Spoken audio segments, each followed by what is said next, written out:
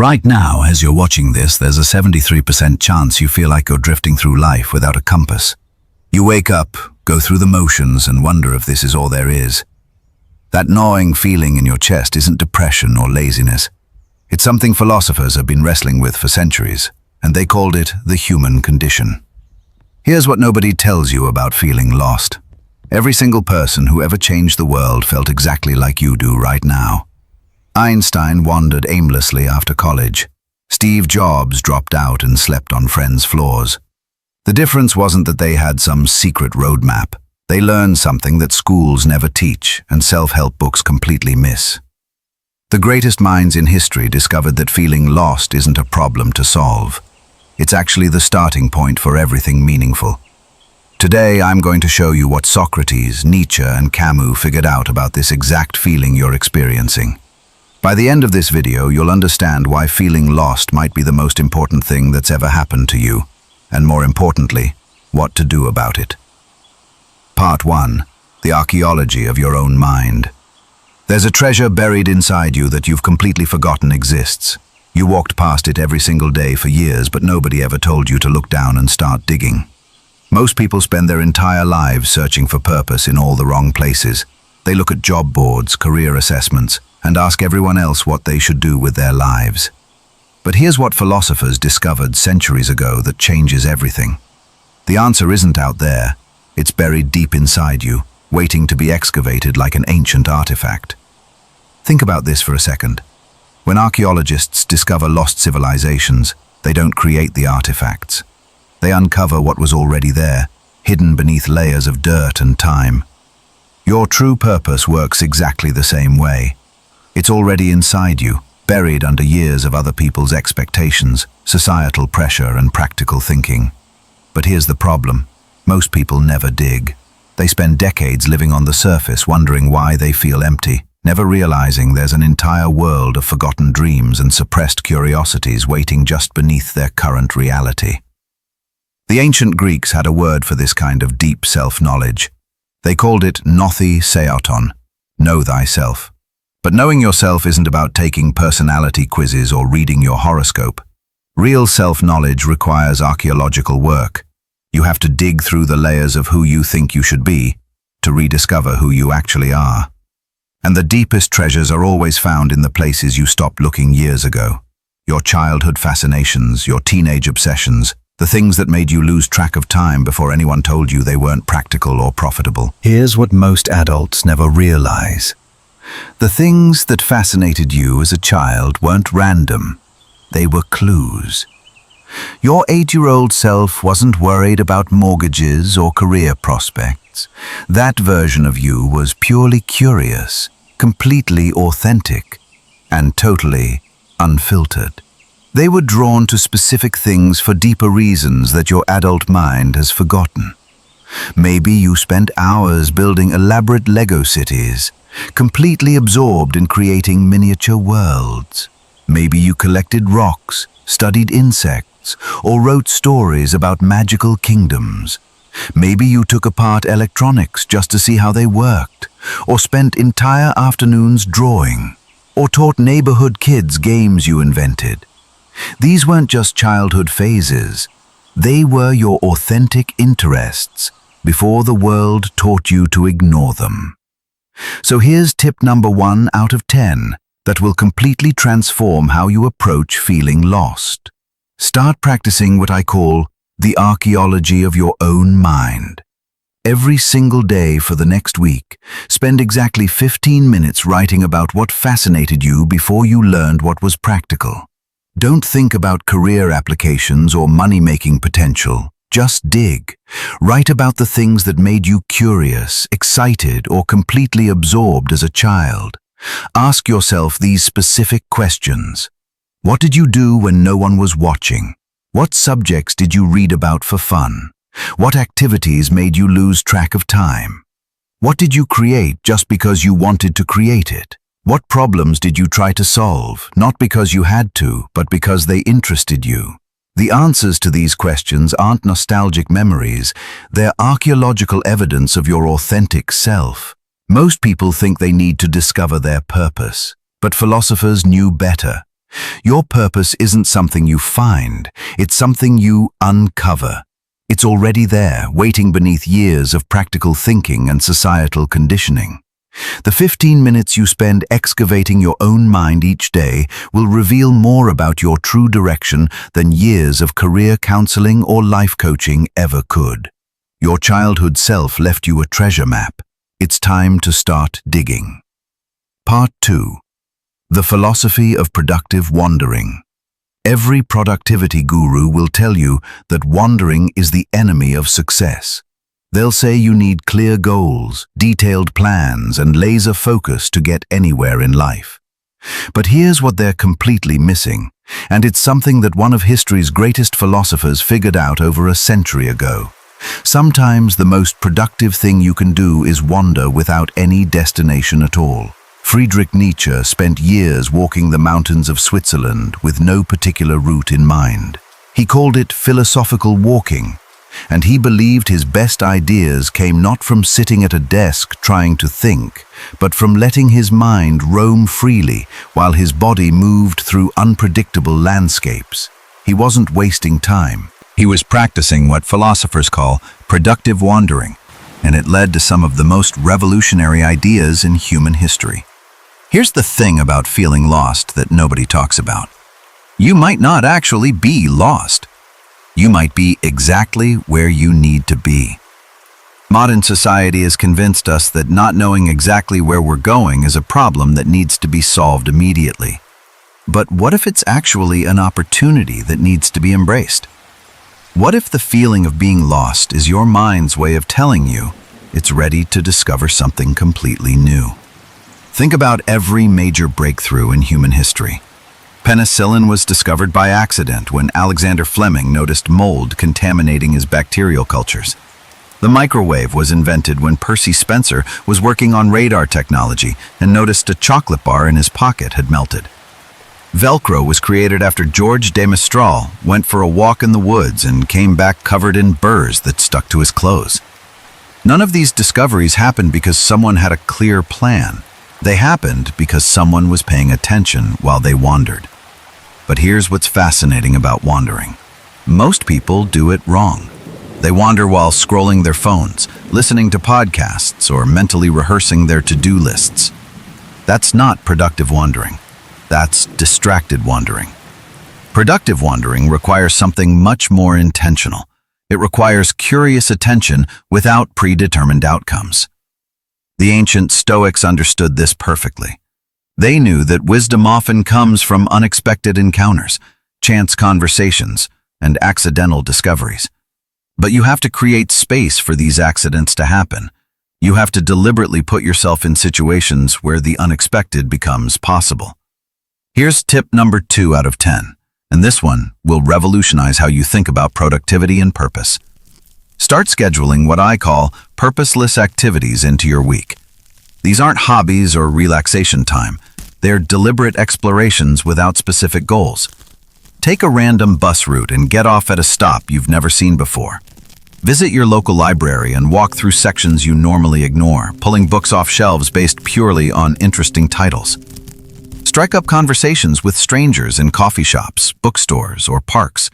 The key is to approach these activities with what Nietzsche called philosophical curiosity.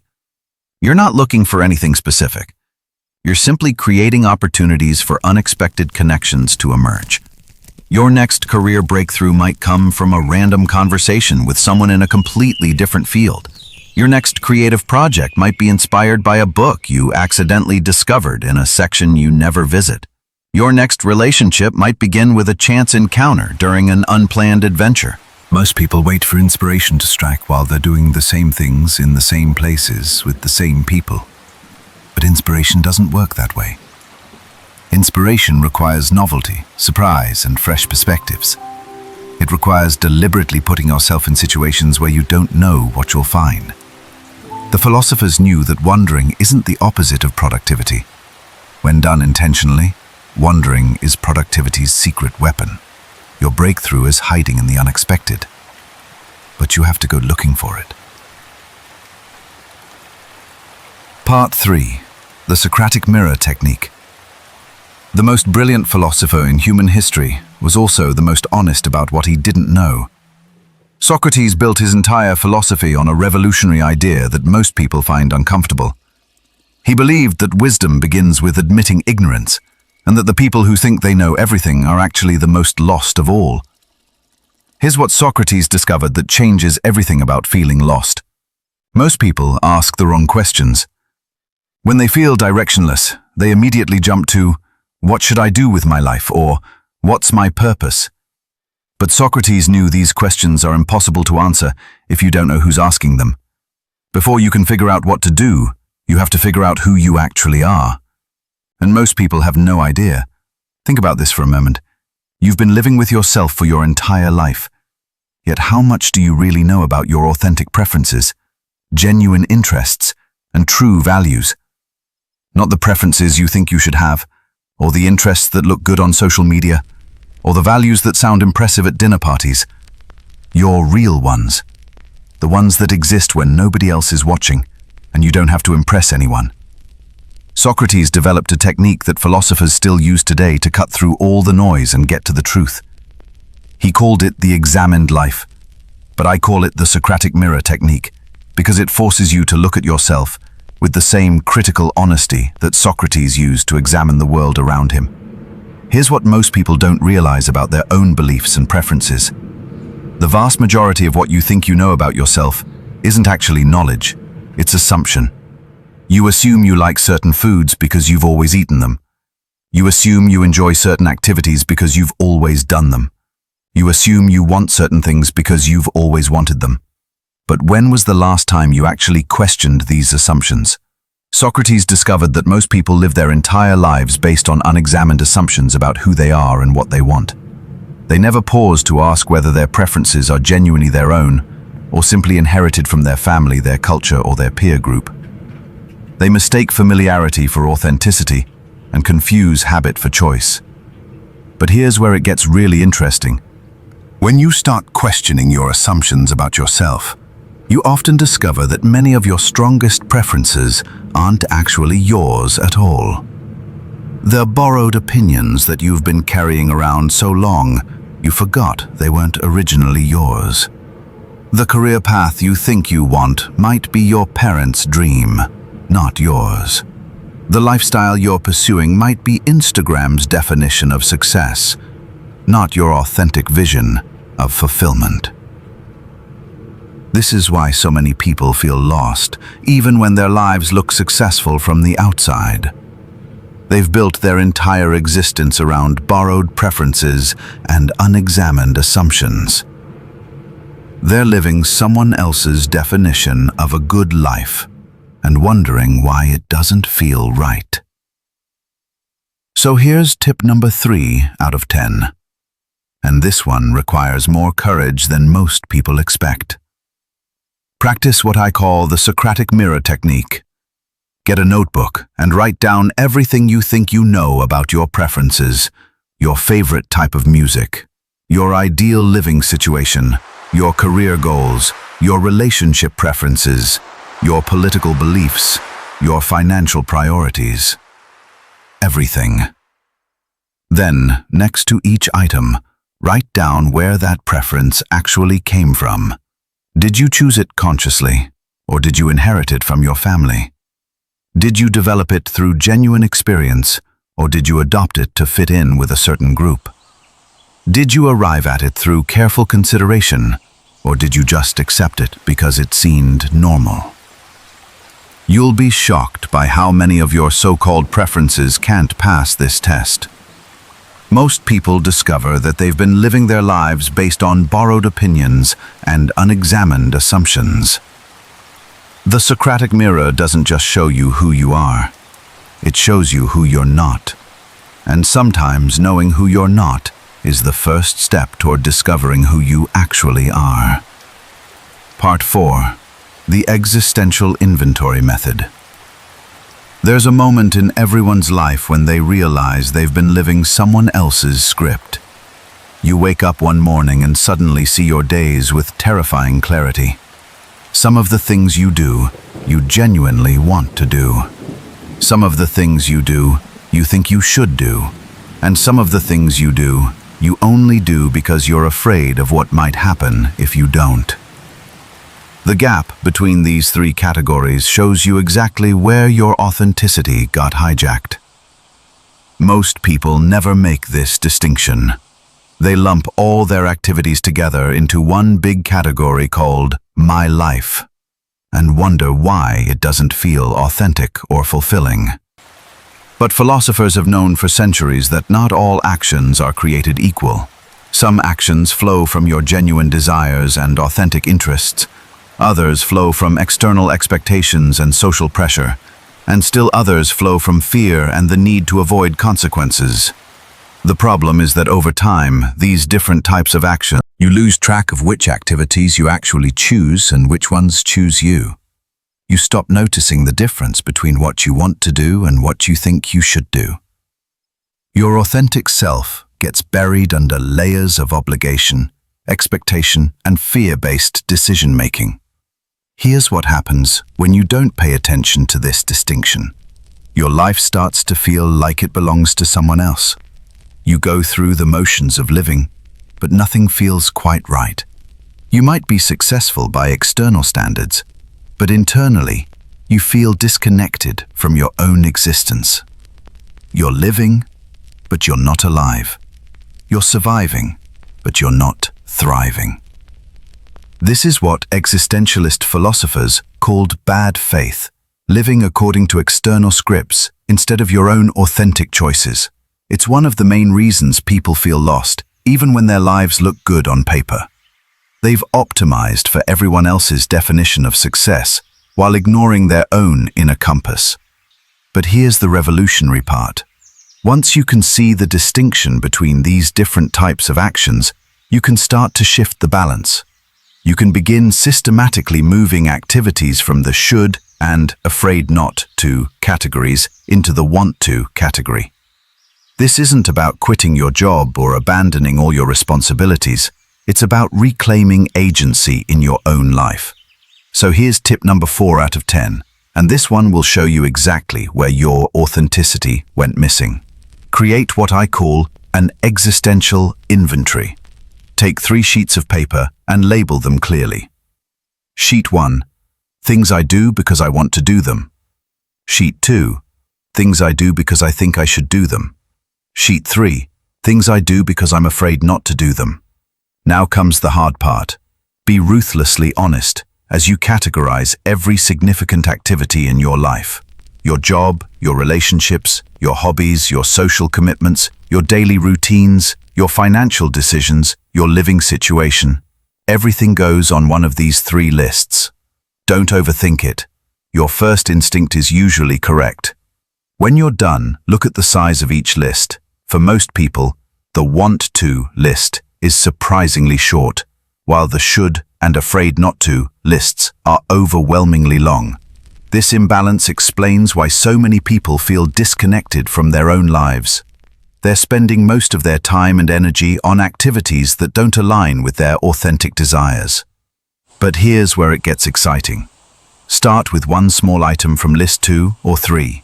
Choose something that wouldn't cause major disruption if you changed it. Maybe it's a social commitment you don't actually enjoy, or a routine you maintain out of habit rather than choice.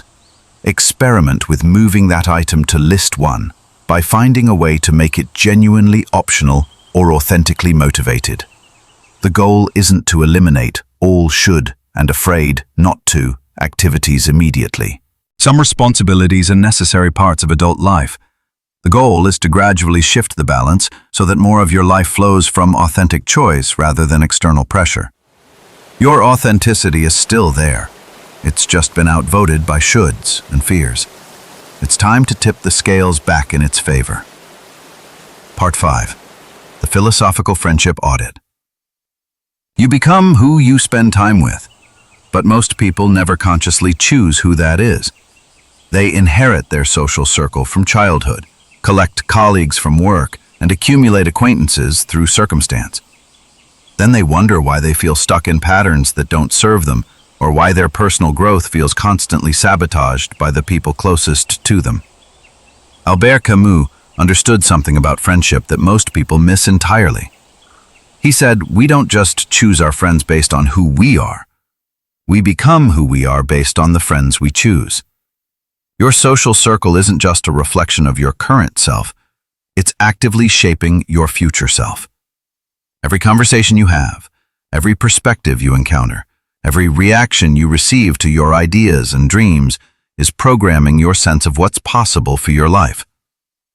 Here's what's fascinating about human psychology. We unconsciously adjust our behavior, our ambitions, and even our curiosity to match the expectations of the people around us. If your friends celebrate your questions, you ask more questions.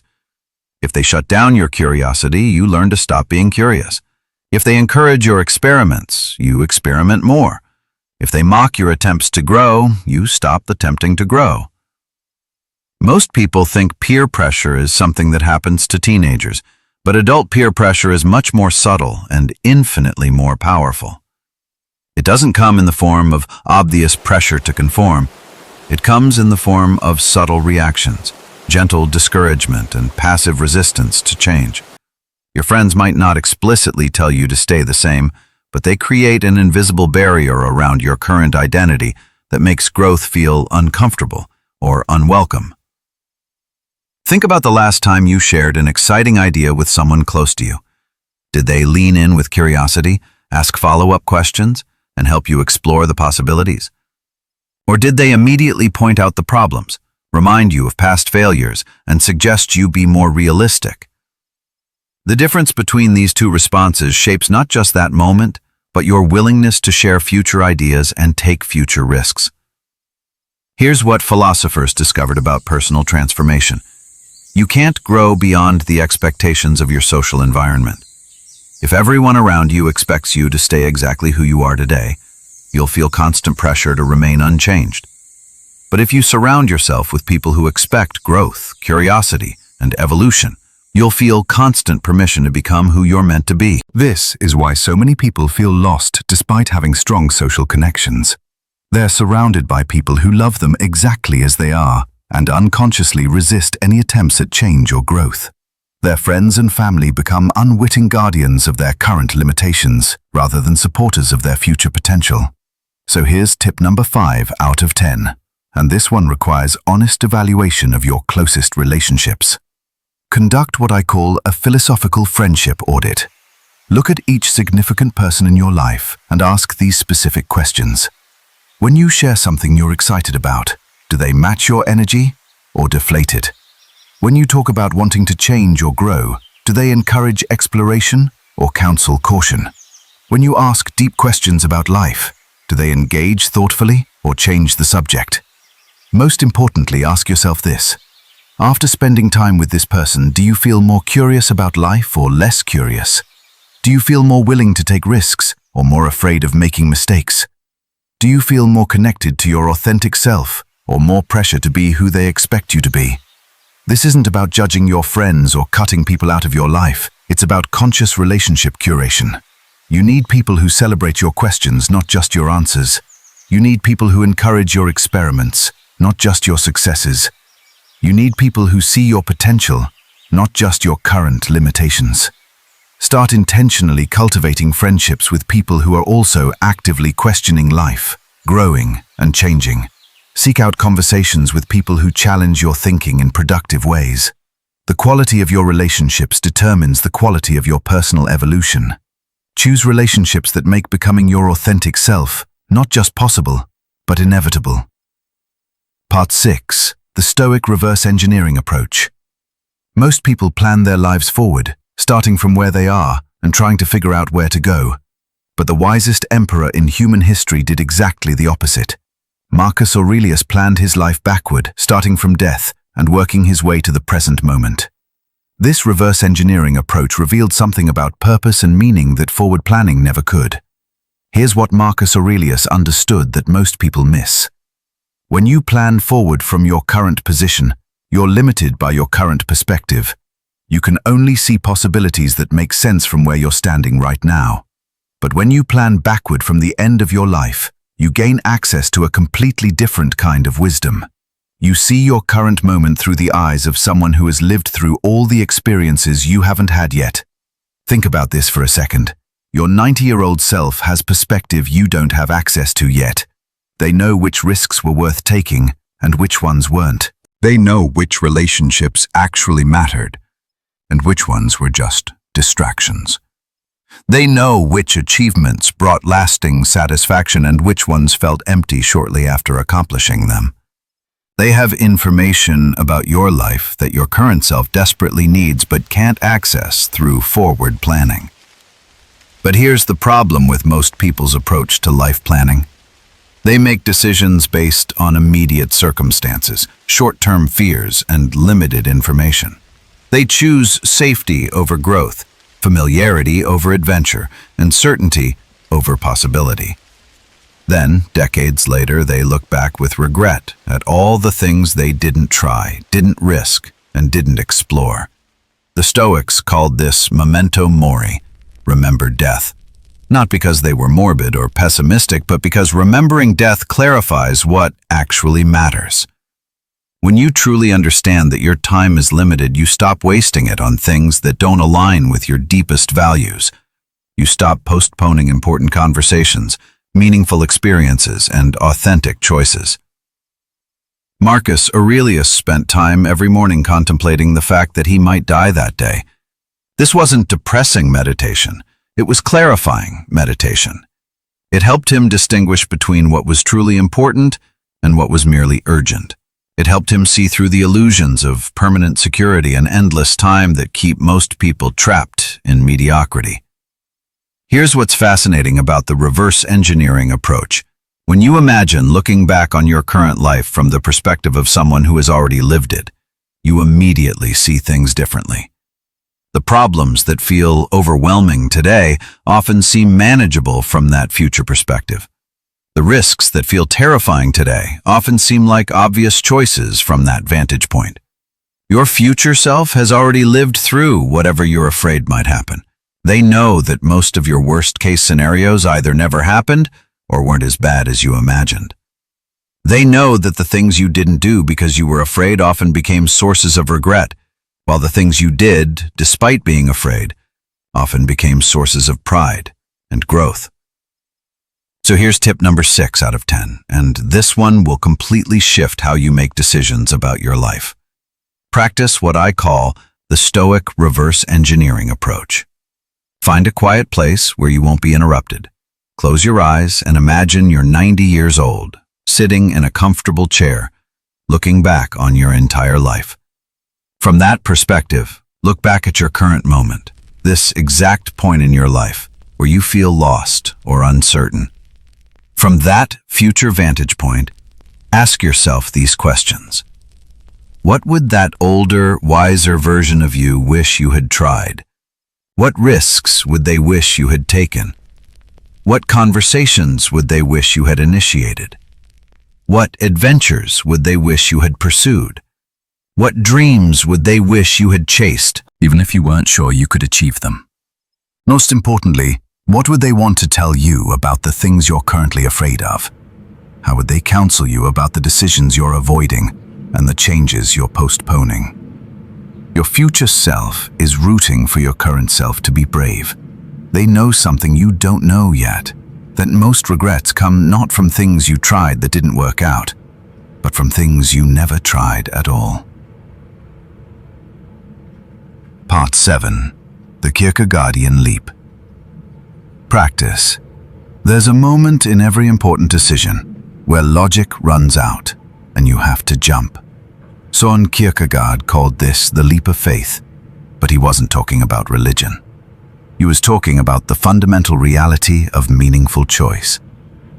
Every significant decision in your life ultimately requires you to act on incomplete information. Trust your instincts and commit to a path before you feel completely ready. Here's what Kierkegaard understood that most people struggle with. Analysis has its limits. You can research, plan, and think through a decision for months or even years. But at some point, more analysis doesn't lead to more clarity. It leads to paralysis. The information you need to make the perfect decision simply doesn't exist, because the future is unknowable, and the consequences of your choices unfold in ways you can't predict. Most people get stuck in what philosophers call analysis paralysis. They keep gathering more information, seeking more opinions, and waiting for more certainty before they act. They think that if they just think about it long enough, the right choice will become obvious. But Kierkegaard discovered something that changes everything about decision-making. The right choice doesn't become obvious through analysis. It becomes right through commitment. Think about every meaningful relationship in your life. Did you have all the information you needed before you decided to trust that person? Think about every significant career move you've made. Did you know with certainty that it would work out before you took the leap? Think about every creative project you've completed or adventure you've undertaken. Did you wait until you felt completely prepared, or did you start before you felt ready? The most important decisions in life can't be made through logic alone, because they involve unknowable variables and unpredictable outcomes. They require what Kierkegaard called passionate intensity, the willingness to act on conviction rather than certainty, on intuition rather than information, on possibility rather than proof. But here's what's fascinating about the leap. It's not about being reckless or ignoring information. It's about recognizing when you have enough information to make a reasonable choice and then having the courage to choose. The perfect decision doesn't exist. The perfect timing doesn't exist. The risk-free option doesn't exist. But the opportunity to choose does exist, and it's available right now. Here's what most people don't realize about feeling lost. Often you're not actually confused about what you want to do. You're just afraid to commit to doing it. You know what direction calls to you, but you keep waiting for more certainty before you move in that direction.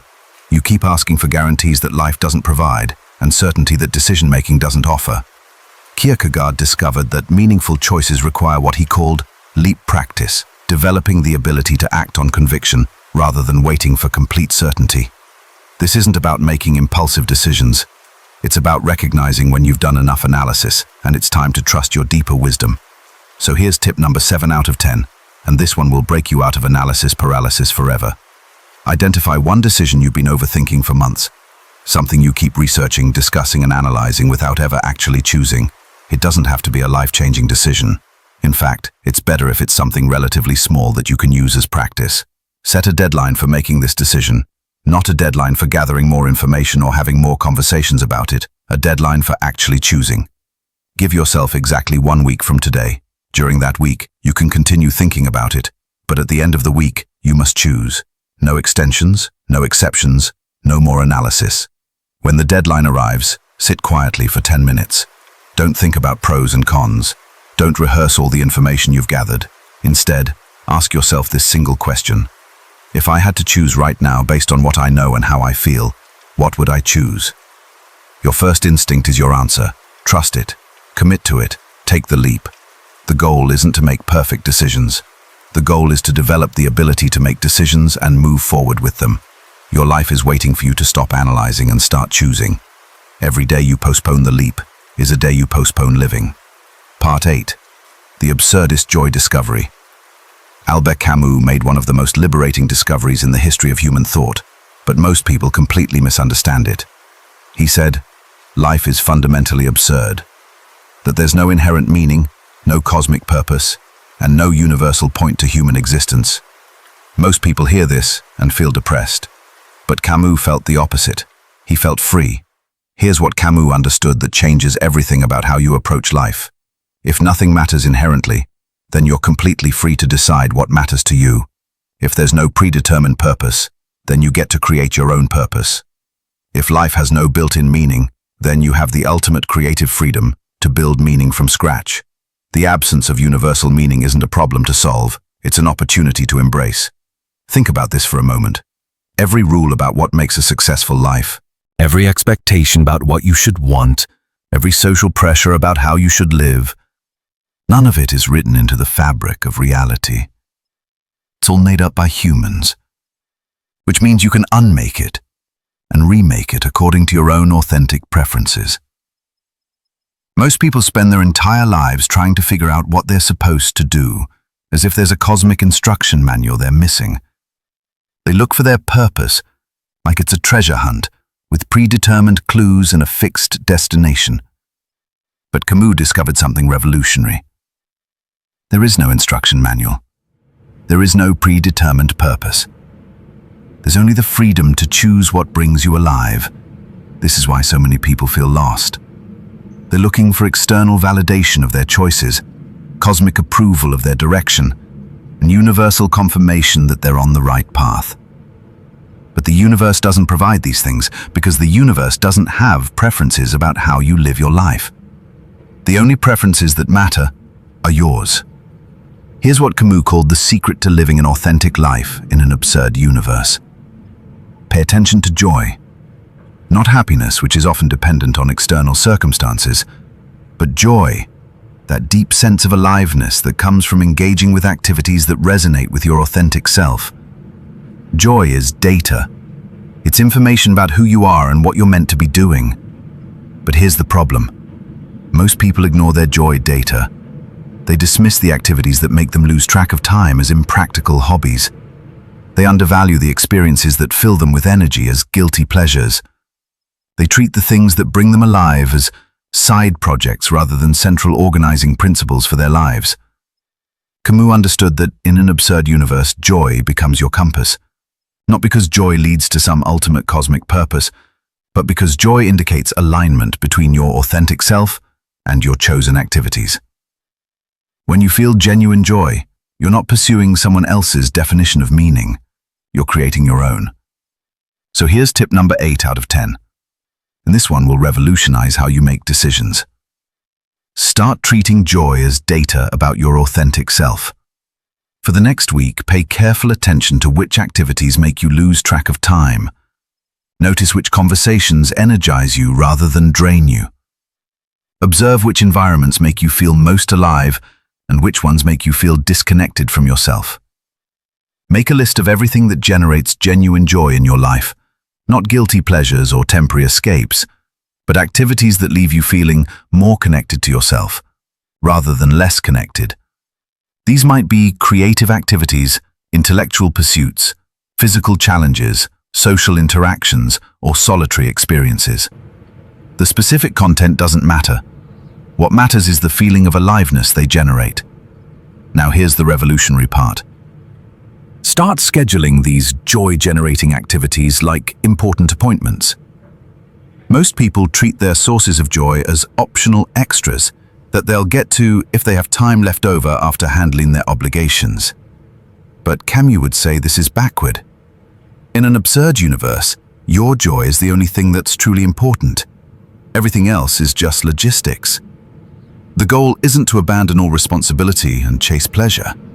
The goal is to recognize that your joy is pointing you toward your authentic self, and your authentic self is the only foundation from which you can build a meaningful life. Stop treating your aliveness as optional. Start organizing your life around the things that make you feel most genuinely yourself. Part 9. The Philosophical Time Audit.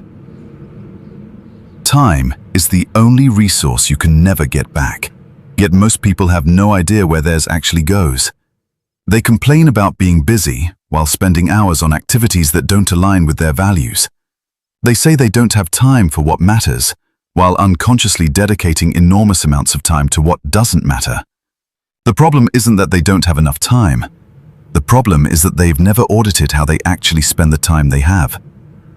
But here's what makes this even more complex. Not all time is created equal.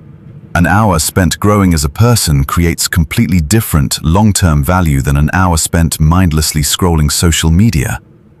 An hour spent creating something meaningful has different psychological impact than an hour spent maintaining systems that don't serve you.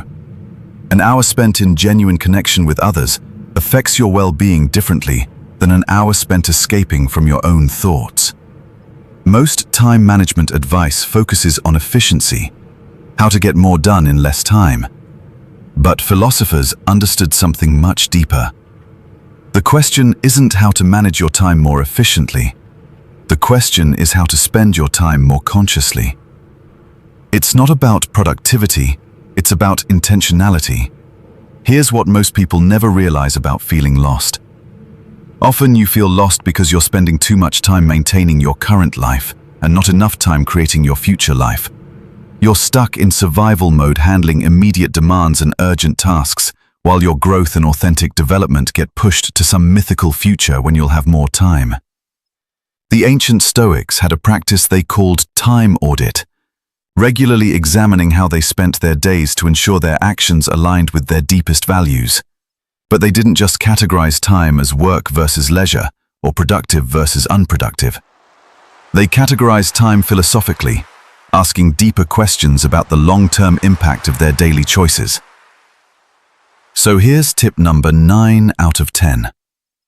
And this one will show you exactly why you feel stuck and what to do about it. Conduct what I call a philosophical time audit. For exactly 1 week, track every hour of your waking life, but categorize it into 4 philosophical categories instead of traditional time management categories. Category 1. Time spent growing. This includes learning new skills, having meaningful conversations, reading books that challenge your thinking, practicing creative activities, exercising, meditating, or engaging in any activity that expands your capabilities or deepens your understanding. Category 2. Time spent maintaining.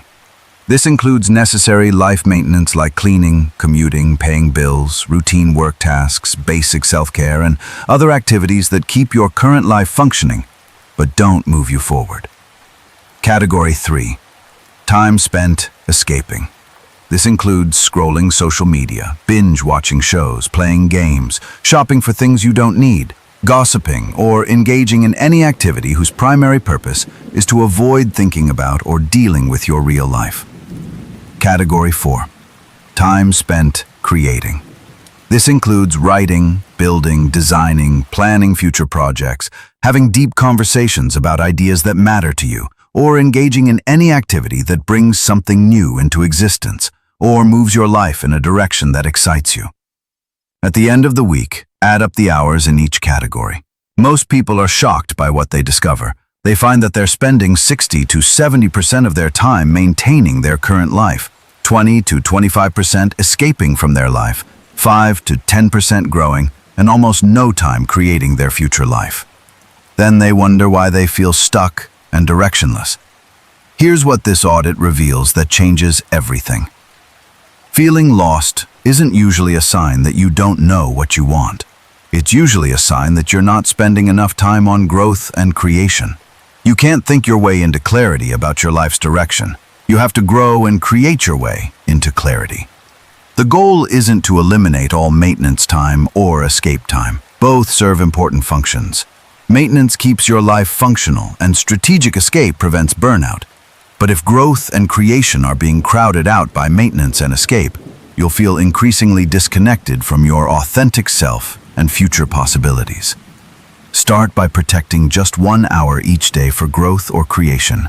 Not when you have time left over, but as a non-negotiable appointment with your future self. This isn't about dramatic life changes. It's about gradually shifting the balance so that more of your time serves your growth rather than just maintaining your status quo. Your time audit shows you exactly where your life energy is going. Once you can see it clearly, you can start redirecting it intentionally. Part 10. The Wisdom Council Assembly. Every important decision you'll ever make will happen when you're alone with your thoughts, facing uncertainty, and wishing you had access to wisdom beyond your current perspective. You'll wish you could ask your grandmother what she thinks, even though she's been gone for years. You'll wish you could get advice from someone you admire, even though you've never met them. You'll wish you had a council of wise advisors who could help you see possibilities you can't see from your current vantage point. Here's what most people don't realize about wisdom. It's not something you either have or don't have. It's something you can access by learning to think like people who have already navigated the challenges you're facing. The wisest people in history faced the same fundamental questions you're facing right now. They struggled with purpose, meaning, relationships, career decisions, and life direction, just like you do. The difference is that they developed frameworks for thinking through these challenges, that you can learn and apply. But here's the problem with most advice seeking. You ask people who are in similar circumstances to give you guidance about circumstances they haven't figured out themselves. You ask your equally confused friends what you should do with your life. You seek advice from people who are struggling with the same issues you're struggling with. You get opinions from people whose perspectives are limited by the same cultural assumptions and generational biases that limit your own thinking. What if, instead of seeking advice from people who are just as lost as you are, you could access the accumulated wisdom of history's greatest thinkers? What if, instead of being limited by your current perspective, you could think through your challenges using multiple different philosophical frameworks developed by people who spent their entire lives wrestling with life's deepest questions? Ancient philosophers had a practice that modern people have completely forgotten. They would imagine conversations with their intellectual heroes, literally asking themselves what Socrates would say about a particular problem, or how Marcus Aurelius would approach a difficult decision. They understood that you don't have to reinvent wisdom from scratch. You can build on the thinking of people who have already done the hard work of developing frameworks for living well. This isn't about hero worship or following someone else's life plan. It's about expanding your perspective by temporarily adopting different ways of thinking about the same challenges. When you're facing a decision, you naturally think about it from your current perspective, with your current biases, fears, and limitations. But when you ask what someone else would do, you temporarily step outside your usual patterns of thinking and gain access to different possibilities. So here's tip number 10 out of 10. And this one will give you access to wisdom whenever you need it. Create what I call a wisdom council, an imaginary group of advisors you can consult whenever you're facing uncertainty or important decisions. Choose 5 to 7 people whose thinking you admire. They can be philosophers, writers, leaders, artists, scientists, or anyone whose approach to life resonates with you. Some can be historical figures you've never met. Others can be people currently alive whose wisdom you respect. The key is to choose people with different perspectives and approaches to life. Maybe include one person known for bold risk-taking and another known for careful consideration. Maybe include someone who prioritizes relationships and someone who prioritizes individual achievement. Maybe include someone who values security and someone who values adventure. The diversity of perspectives is what makes the council valuable. When you're facing a decision, literally sit down and ask each council member what they would do. Not what you think they would want you to do, but how they would think through the decision based on their values and approach to life. Write down their responses as if you're having actual conversations with them. You'll be amazed by how this simple exercise helps you see possibilities you couldn't see when thinking from your own limited perspective. Your wisdom council becomes your internal compass when external guidance fails. Instead of feeling lost and alone with difficult decisions, you have access to multiple frameworks for thinking through challenges. The wisdom already exists. You just have to learn how to access it. Here's what I hope you understand after everything we've covered today. Feeling lost isn't a personal failure or a sign that something's wrong with you. It's a sign that you're ready to move beyond living on autopilot and start living with intention. Every philosopher who ever changed the world started exactly where you are right now, questioning everything, seeking authentic direction, and refusing to accept easy answers to complex questions. The 10 approaches we've explored aren't just academic exercises. They're practical tools developed by people who face the same existential challenges you're facing. The archaeology of your own mind helps you rediscover your authentic interests. Productive wandering creates space for unexpected discoveries. The Socratic mirror reveals borrowed opinions, masquerading as genuine preferences. The existential inventory shows you where your authenticity got hijacked. Your philosophical friendship audit ensures you're surrounded by people who support your growth rather than your limitations. The Stoic reverse engineering approach gives you the long-term perspective to make better short-term decisions. Kierkegaardian leap practice breaks you out of analysis paralysis. Absurdist joy discovery treats your aliveness as data about your authentic self. The philosophical time audit shows you exactly where your life energy is going. And your wisdom counsel gives you access to guidance whenever you need it. The philosophers didn't have secret knowledge that you lack. They had courage that you can develop. The courage to question assumptions, embrace uncertainty, and create meaning from scratch. Your feeling of being lost isn't the problem. It's the beginning of the solution. The question isn't whether you'll find your way. The question is what kind of person you'll become in the process of creating it.